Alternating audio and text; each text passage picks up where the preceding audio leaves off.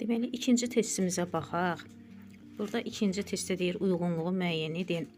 Burada demək cavabımız olacaq D bəndi. Ne D bəndi? 1, 3, 5. Burada məsələn baxın, Mudros müqaviləsi deyir ki, Osmanlı ordusunun Bakını tərk etməsi, bu düzdür. İndi izah edəcəm. Və birinciyə baxaq. Bakının azad olması, Sentrakaspı diktaturasının süqut etməsi və 5-ci Araz Türk Respublikasının yaradılması, Naxçıvanın erməni hücumlarından qorunmasının asanlaşması. Yəni cavabımız 1, 3, 5. Niyə Əsgəran döyüşü ingilislərin Azərbaycana qolması? Yəni məlum məsələdə Əsgəran döyüşü AXC ordusu ilə yəni ermənilər arasında olmuş. Bu aid deyil.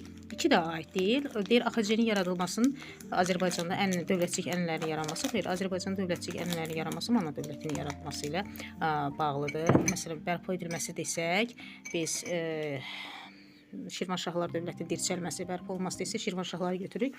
Yəni bizim cavabımız 1, 3, 5 D bəndi olacaqdır.